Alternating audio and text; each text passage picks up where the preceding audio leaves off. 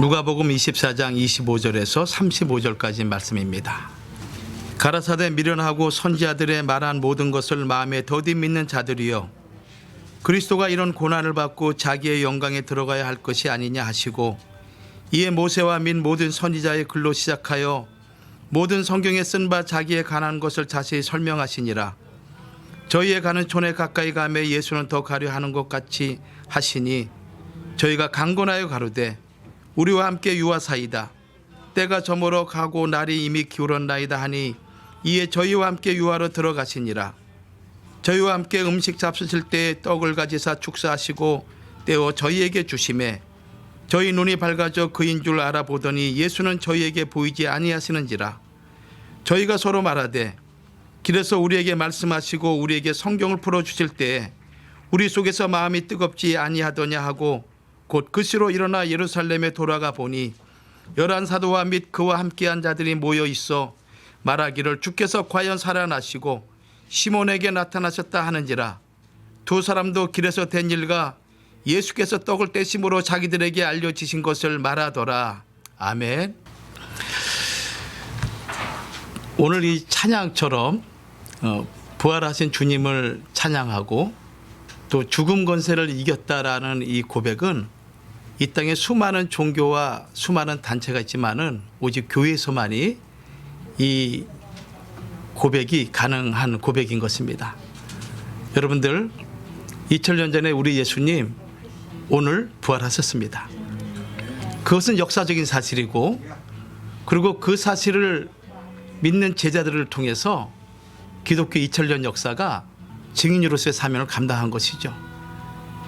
오늘 이 자리에 참석한 여러분들, 우리 주변 사람들에게 한번 이렇게 고백합시다. 예수님 부활하셨습니다. 네.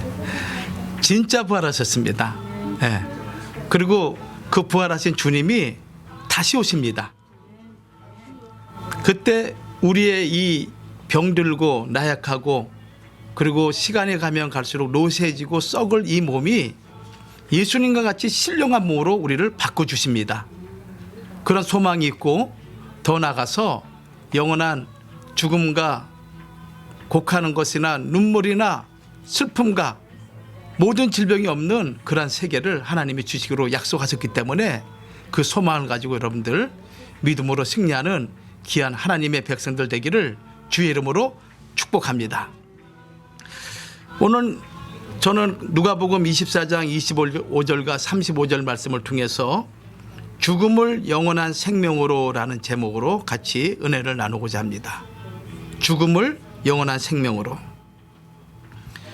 오늘 말씀을 보면은 예수님의 부활을 알지 못하는 두 제자가 예루살렘에서 한 10km 떨어지는 엠마오로 내려가는 가정에 예수님을 만난 사건의 내용이 기록되어 있습니다. 예수님이 죽었다라는, 그리고 그 죽음도 인간이 생각해낸 가장 무서운 처형인 십자가에 죽으셨다는 그 얘기를 듣고 이 두 제자가 실망하고 좌절하고 그리고 모든 소망을 포기한 채 엠마오로 내려가고 있는 중이죠. 그런데 놀랄 만한 사건이 벌어졌어요. 예수님이 그들과 동행하는 사건이 발생한 거죠.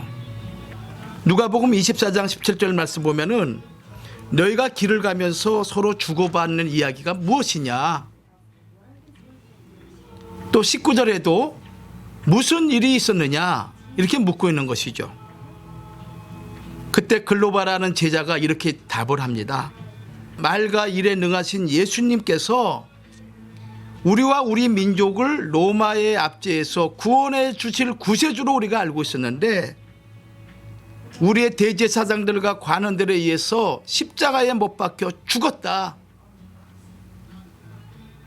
그리고 죽고 난 이후에 안식일 그 다음날 아침에 봤더니 어떤 여자들이 무덤에 가봤더니 예수의 시체가 없더라. 그리고 그분이 살아났다라고 우리에게 얘기를 하는데 우리는 믿을 수가 없다. 이렇게 얘기하고 있는 거예요. 여러분들, 역사가 시작한 이래로 인간이 해결하지 못한 일이 무엇이 있습니까? 수천 년의 역사를 통해서 문화와 문명이 발전되고 과학이 발달되면서 인간이 해결하지 못한 일은 거의 없을 정도였습니다. 우리 지구뿐만 아니라 인간은 우주까지 점령하기 위해서 지금도 계속적인 과학의 발전을 이뤄나가고 있죠. 그러나 죽음에 관해서는 아무도 답을 주지 못하고 있습니다. 죽음에 관해서 얘기한다면은 그 죽음과 관련해서 조금 친해지는 정도, 아니면은 이 의약품이라든가 여러 가지 문명의 이길 통해서 우리의 생명을 장수하는 그 정도 선이죠. 죽음을 이기겠다라는 생각조차 못하고 있습니다. 이것이 인간의 한계인 것입니다. 죽음이 오게 되면은 우리는 다 떠나야 되는 것이죠. 우리의 젊음도, 우리의 재산도, 우리의 명예도 다 놓고 우리는 가야 되는 것입니다. 죽음 앞에 거부할 수 있는 사람은 이 땅에 아무도 없는 것이죠. 죽음이 와서 가자 그러면 가야 되는 거예요. 그래서 고린도전서 15장 26절 말씀 보면은 맨 나중에 멸망받을 원수가 있는데 그 원수가 누구냐? 사망이다. 사망. 죽음이 맨 나중에 멸망받을 원수라 이렇게 말씀하고 있습니다. 두 제자와 동행하던 예수님께서 이렇게 말씀하십니다. 미련하고 선지자들의 말한 모든 것을 마음에 더디 믿는 자들이여, 그리스도가 이런 고난을 받고 자기 영광에 들어가야 할 것이 아니냐 이렇게 반문하면서 성경에 기록되어 있는 예수와 관한 내용을 자세하게 설명해 줄 때 그들의 마음이 막 뜨거워지는 거예요. 불붙는 마음, 무슨 말씀입니까? 너무 기쁨과 감동과 희열이 넘쳐서 어쩔 수 없는 그 뜨거운 마음이 그의 마음에서 일어나는 거예요. 부활하신 예수님의 말씀을 듣는 순간, 여러분들, 왜 교회가 수많은 종교와 수많은 사람들에게 비난을 받고 지적을 받으면서 기독교만이 유일한 종교라고 우리가 외치는 이유가 어디 있겠습니까? 많은 종교들이 교회를 가리켜서, 기독교를 가리켜서 이기적인 종교라고 얘기하고 있습니다. 그러면서 모든 종교에는 다 구원이 있기 때문에 어떤 종교를 믿더라도 다 구원을 받을 수 있다라고 하는 종교다원주의가 이 세상에 얼마나 팽배한지 몰라요. 그러나 교회는 그리고 우리 예수 믿는 하나님의 사람들은 이 사실을 단호히 배격합니다. 왜 그렇습니까? 사도행전 4장 21절 말씀 보면 사도들이 이렇게 고백하죠. 다른 이로서는 구원을 얻을 수 없나니 천하 인간의 구원을 얻을 만한 다른 이름을 우리에게 주신 일이 없음이니라, 이렇게 말씀하고 있습니다. 그 이유가 무엇일까요? 바로 예수 그리스도의 부활 사건 때문에 그렇습니다. 이 땅에는 수많은 종교의 창시자들이 있지만은 그들은 죄 가운데 태어나서 죄로 살다가 결국 죽고 말았어요. 돌을 쌓고 나름대로 정신 수양을 하고 여러 가지 많은 것들을 연구하고 묵상했지만은 근본적인 우리의 죄를 사함받을 수가 있는 종교가 없어요. 그런데 오직 예수 그리스도만이 우리의 죄악을 용서하시고 십자가에 못 박혀 죽으심으로 모든 죄 문제를 해결하셨어요. 부활 사건만큼은 아무도 해결할 수 없는 거예요. 부활 사건은 예수를 통해서 하나님이 일으킨 사건이에요. 그러므로 기독교만이 유일한 구원의 종교가 되고 교회를 통해서 전파되는 말씀만이 우리를 구원하는 유일한 생명의 말씀임을 우리는 고백할 수가 있는 거예요. 여러분들 기독교 2000년 역사를 보세요. 베드로가 거꾸로 십자가에 못 박혀 죽었습니다. 겁 많고 두려움 많은 제자였죠. 겟세마네 동산에서 기도하시고 로마 병정들에서 잡혔던 그날 밤에 빌라도 총독에 잡혀갑니다. 쫓아가다가 너도 예수와 같은 그런 무리가 아니냐라는 물음 앞에 3번이나 저주하고 부인하고 맹세한 거예요. 그런 두려움 많은 제자가 부활하신 예수를 만나고 난 이후에 자기 생명을 기꺼이 십자가에 거꾸로 매달리면서 순교한 거예요. 12제자 다 흩어져 가지고 복음을 전하면서 어떤 제자는 몸이 머리부터 이 몸을 톱에 썰림을 당하기도 하고 껍질이 벗겨짐을 당하기도 하고 순교를 마다하지 않고 복음을 전하는 이유가 뭐냐? 예수님이 살아나셨기 때문에. 바로 예수 그리스도의 부활 사건이 우리에게 주는 놀라운 하나님의 축복이요, 이적이요, 표적인 것입니다. 사도 바울은 고린도전서 15장 12절과 19절 말씀 보면 이렇게 말씀하고 있습니다. 그리스도께서 죽은 자 가운데서 다시 살아나셨다 전파되었거늘 너희 중에서 어떤 이들은 어찌하여 죽은 자 가운데서 부활이 없다느냐? 부활이 없다라 하고 있는 자들이 있다는 것입니다. 왜 그러느냐? 만일 죽은 자의 부활이 없으면 그리스도도 다시 살지 못하셨으리라. 부활이 없다면 예수님이 살지 못했다는 거예요. 이어서 고린도전서 15장 17절과 18절 말씀 보면은 이렇게 말하고 있습니다. 그리스도께서 다시 사신 것이 없으면 너희의 믿음이 헛된 것이다. 우리가 믿는 이 모든 것이 헛되다는 거예요. 너희가 여전히 죄 가운데 있을 것이다. 그리스도의 부활이 없으면 우리는 여전히 죄 가운데 있을 것이다. 또한 그리스도 안에서 잠자는 자도 망하였으리라. 예수님이 오시고 난 이후에 지금까지 예수를 믿고 죽은 자들이 얼마나 많습니까? 예수님 말씀하기를 잠잔다라고 말씀하고 있어요. 왜? 일어날 때가 있으니까. 주님이 재림하실 때 죽은 자가 먼저 일어나는 거예요. 신령한 몸을 입고 일어나는 거예요. 그런데 만약에 그리스도가 다시 사신 것이 없으면은 그리스도 안에서 예수 믿다가 죽고 순교하고 고난과 고통을 받은 수많은 자들의 그 믿음이 헛것이 된다는 거예요. 만일 그리스도 안에서 우리의 바라는 것이 다만 이 세상뿐이면 모든 사람 가운데 우리가 더욱 불쌍한 자니라. 그렇지 않겠어요? 아니 이 시간에 지금 여러분들 젊은 나이에 밖에 나가서 놀 데가 얼마나 많습니까? 근데 왜 이 시간 예배를 드리고 하나님 앞에 찬양하고 경배합니까? 그것은 부활의 주님을 우리가 찬양하고 그 부활의 주님이 다시 영광 가운데 이 땅에 오실 때 아까 말씀드렸잖아요. 썩을 몸이 썩지 않고 죽을 몸이 죽지 않는 영광의 몸으로 하나님 우리를 변화시켜 주는 거예요. 신령한 몸으로 변화시켜 주는 거예요. 그렇기 때문에 우리가 예수님을 부활하신 주님을 만나야 되는 거예요. 그렇습니다. 예수를 만나게 되면은, 부활하신 주님을 만나게 되면은 여러분들 낙심과 좌절과 절망 가운데 있는 자들이 소망과 기쁨을 누리게 되는 거예요. 할렐루야. 여러분 이 아침에 그 주님을 만나시기 바랍니다. 지금까지 살아오면서 여러분 가운데 수없이 많은 어려움도 있고 마음의 상처도 있고 또 고민도 있고 해결되지 않은 여러 가지 과제들도 있습니다. 그러나 그 문제 부활하신 주님 만나게 되면은 우리 주님이 해결해 주실 줄 믿습니다. 우리 하나님에게는 능치 못함이 없는 거예요. 사람은 할 수 없는데 하나님은 다 가능합니다. 38년 된 병자도 낫게 하시고 12혈루증 걸린 여인도 낫게 하시고 죽은 나사로도 말씀 한마디로 낫게 하시고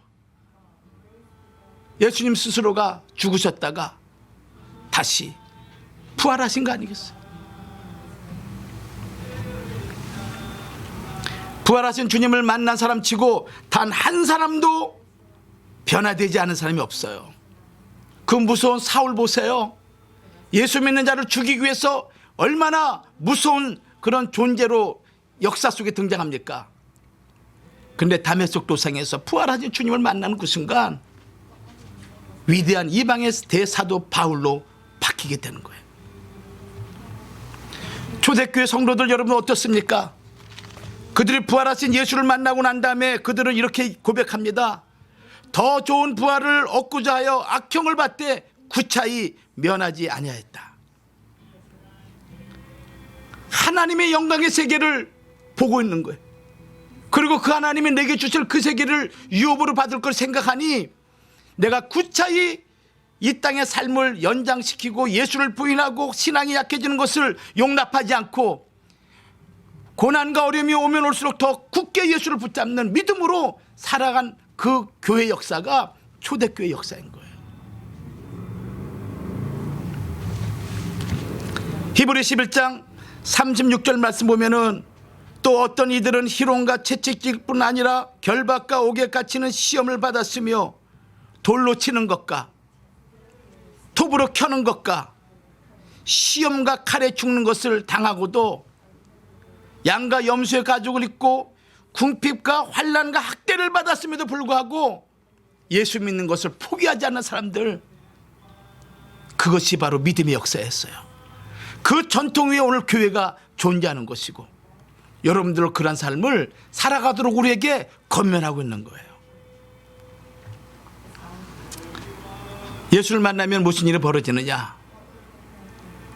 첫 번째로 슬픔으로 마칠 수밖에 없는 인생, 슬픔으로 끝날 수밖에 없는 인생이 영원한 기쁨으로 대체된다는 거예요. 아셨죠?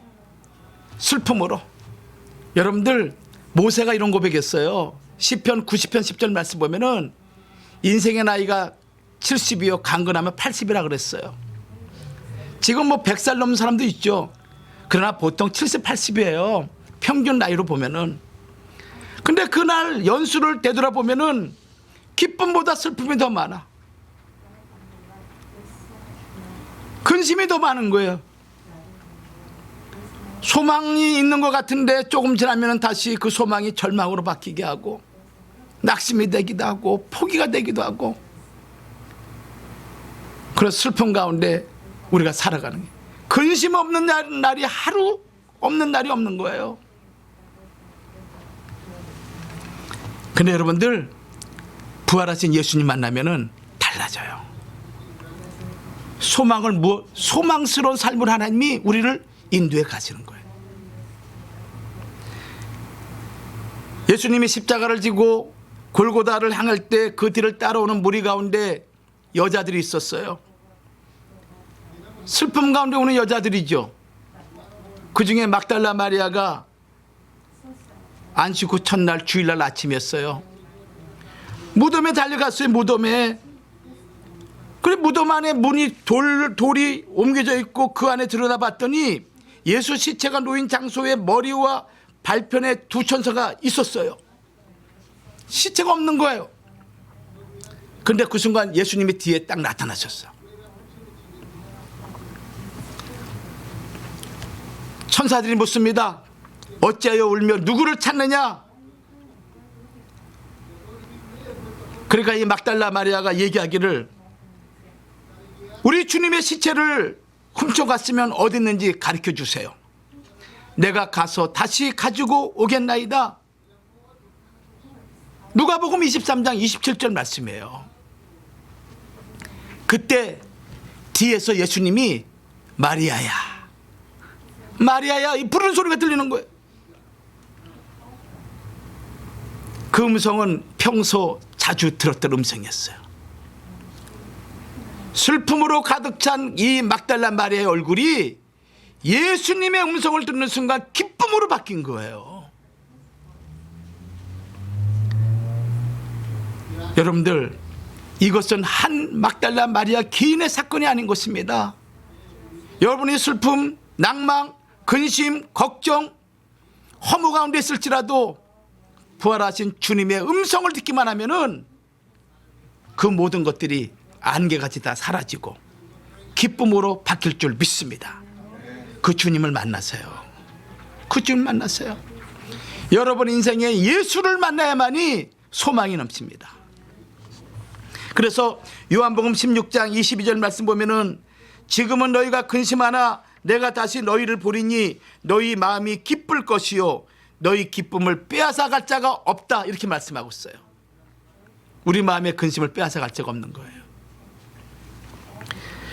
두 번째 대지입니다. 두 번째, 예수님의 부활을 만난 사람은 두려움과 공포 대신에 참 평안으로 대체가 되는 거예요. 두려움과 공포. 여러분 병 들어보세요. 작년 올해까지 코로나 바이러스 때문에 전 세계가 죽음의 공포에 다 사로잡혀 있어요. 지금도 마스크 쓰고 있는 이거 한번 보겠어요. 예? 이 균이 혹이라도 오염될까 봐, 오염되면 죽을 수 있으니까 이 죽음에 대한 두려움과 걱정, 근심이 우리를 자유롭게 못하고 있어요.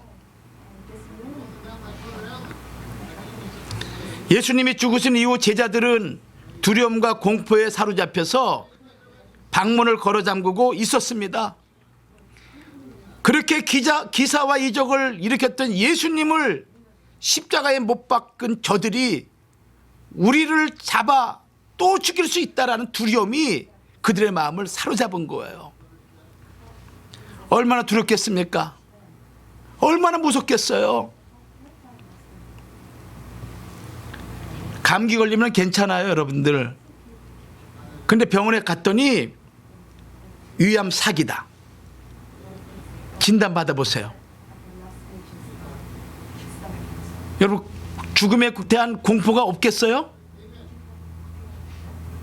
당신 앞으로 살 날이 3개월뿐이 안 남았다 할 경우에 어떻습니까? 절망이죠. 제자들은 말할 수 없는 공포 가운데 있었습니다. 그때 주님이, 부활하신 주님이 문을 꽉 잠그고 있는데 이렇게 문을 닫고 있었어요. 그런데 이 문을 통과해서 주님이 나타나신 거야. 신령한 몸으로 나타나신 거예요. 그러면서 그들에게 첫 일성이 무엇인가? 첫 마디가 무엇인가? 너희에게 평강이 있을지어다. 할렐루야. 걱정, 근심, 두려움, 공포로 사로잡혀 있는 이들에게 너무 무서운 거예요. 너무 무서운 거야. 그래, 주님, 부활하신 주님이 오셔서 그들에게 너희에게 평강이 있을지어다, 이 말씀하신 거예요.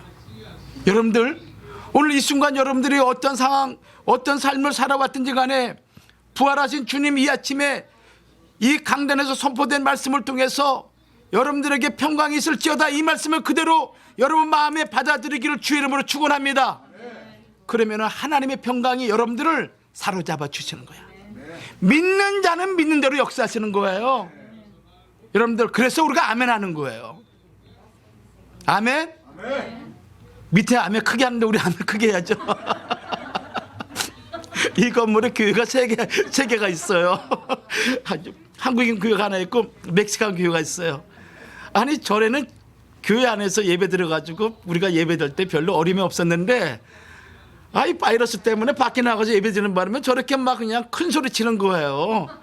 우리도 마이크를 옆에 내놓고 할 수도 없고.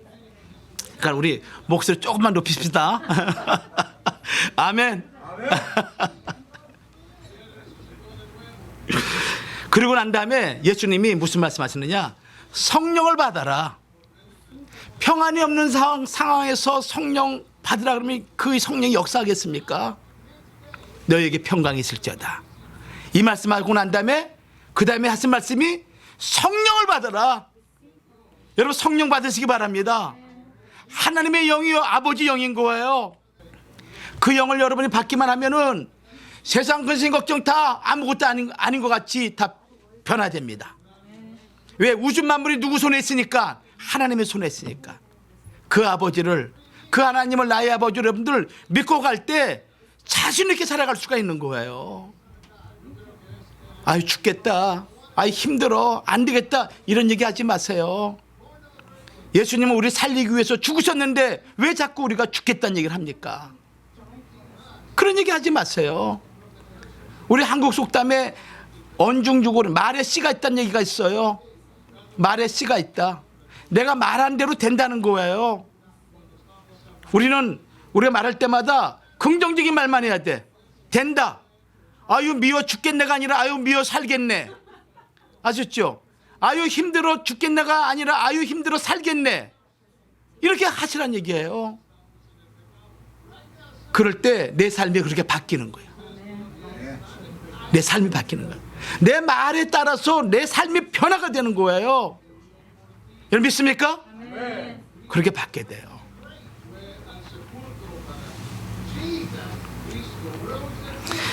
제자들의 마음 진두르고 있었던 그 무서운 공포와 두려움이 너에게 평강이 있을지어다. 성령을 받아라. 이 말씀을 듣는 순간 공포와 두려움이 온데간데 없이 사라져 버리고 마는 거예요. 저는요, 여러분들이 이 시간 지금까지 여러분을 마음에, 머리에 또는 정신의 삶 속에 짓눌렀던 그 무엇인가 있다면은 오늘 이 예배를 통해서 다 안개같이 사라지고 소망과 기쁨이 넘치는 이 예배 시간이 되기를 주의 이름으로 축원합니다. 할렐루야. 그렇게 되시길 바랍니다. 요한복음 16장 33절에 이런 말씀이 있지 않습니까? 세상에서는 너희가 환난을 당하나 담대하라, 내가 세상을 이겼노라. 요한복음 14장 27절에는 평안을 너희에게 끼쳐놓으니 곧 나의 평안을 너희에게 주노라. 내가 너희에게 주는 것은 세상이 주는 것 같이 아니하니라. 너희는 마음에 근심도 말고 두려워하지도 말라. 아셨죠? 두려워하지도 말라. 근심하지 말라 이거예요. 예수 믿는 자들은. 세 번째, 예수님, 부활하신 예수님을 만난 자들에게 어떤 일이 있느냐? 의심의 안개가 마침이 되고 영원한 참 믿음의 시작이 된다. 이 의심이 그냥 계속 일어나. 이게 될 거야? 어떻게 투자하지? 되는 거야 마는 거야? 아니야, 그렇지 않아. 이 의심의 안개가 마침이 되고 영원한 참 믿음의 시작이 된다. 예수님의 제자 12명 가운데 11명이 예수님을 만났을 때 무슨 일이 있었는지 이 도마가 빠지고 말았어요. 도마가. 근데 도마가 이 모임에 들어왔어요. 그가 집안에 들어서자마자 제자들이 이구동성으로 도마야, 우리가 주님을 만났다라고 얘기를 했어요. 그때 도마가 뭐라 그런지 아세요? 나는 예수님의 손에 못자국을 보고 내 손가락을 그 못자국에 넣고 내 손으로 그 창에 상처받은 그 옆구리에 내가 손을 넣어보지 않고서는 내가 믿지 않겠어 라고 얘기한 거예요. 이것이 요한복음 20장 25절이죠. 여러분들, 우리가 세상 살아가면서 논리대로 해결될 수 있는 문제가 도대체 얼마나 되겠습니까? 우리의 논리 아니면 우리의 어떤 그런 생각, 가구로 해결할 수 없는 문제들이 너무나 많이 있어요. 아니, 죽었다가 사는 것이 이게 우리 생각으로 이해가 되겠습니까? 불가능하죠. 예수님의 부활은 더더욱 우리의 인간의 생각과 방법으로는 이해할 수 없는 거예요. 요한복음 20장 31절 말씀 보면은 예수님이 이 성경을 기록한 이유에 대해서 성령의 감동을 통해서 요한에게 말씀한 내용이 요한복음 20장 31절이에요. 오직 이것을 기록함은 너희로 예수께서 하나님의 아들 그리스도이심을 믿게 하려 함이요 또 너희로 믿고 그 이름을 힘입어 생명을 얻게 하려 함이니라, 이렇게 말씀하고 있죠. 왜 이 말씀을 기록했느냐? 이 말씀을 통해서 무엇을? 예수 그리스도가 하나님의 아들이심을 믿게 하기 위함이고 또 그 믿음을 통해서, 그 이름을 통해서 여러분들이 생명을 얻게 하기 위함이라고 이 말씀을 기록한 거예요. 믿음이 없이 의심하는 가운데 있는 성도가 있다면 오늘 이 아침에 부활하신 주님 만나세요. 그래야 여러분 생에 자신 있고 당당할 수가 있습니다. 여러분, 모든 믿음의 근원은 예수님을 근거로 해서 출발하지 않으면 우리는 의심과 걱정, 근심에서 벗어날 수가 없어요. 의심 많은 도마, 예수님의 부활을 믿지 않았던 도마. 그런데 예수님이 도마에게 나타나셨죠. 그때 도마가 뭐라고 고백했습니까? 요한복음 21장 28절 말씀 보면은 나의 주시며 나의 하나님이십니다. 그의 신앙이 더욱 성숙한 거예요. 하나님의 아들이 아니라 나의 주 나의 하나님으로 고백한 거예요. 그때 예수님이 도마에게 이렇게 얘기합니다. 믿음 없는 자가 되지 말고 믿는 자가 되라. 여러분 믿는 자가 됐어요. 예, 믿는 자가 됐어요. 믿는 대로 된다니까요. 여러분 지옥과 천국이 없다고 생각하세요? 지옥과 천국이 있어요. 믿는 자에겐 천국, 믿지 않는 자에겐 지옥 분명히 있어요. 아무리 세상 사람들이 부인하더라도 천국과 지옥은 있어요. 그건 변함이 없는 진리인 거예요. 도마는 예수를 만져보고 그리고 예수님을 부활하신 예수님을 경험한 그 이후에 그는 믿음의 사람이 되었고 수십 년 후에 도마는 인도에서 복음을 전하다가 환난과 고통을 당하는 가운데 순교했어요. 예수를 만난 자들의 특징인 거예요. 자기 생명도 아까워하지 않는 거예요. 부활하신 주님을 만나게 되면은.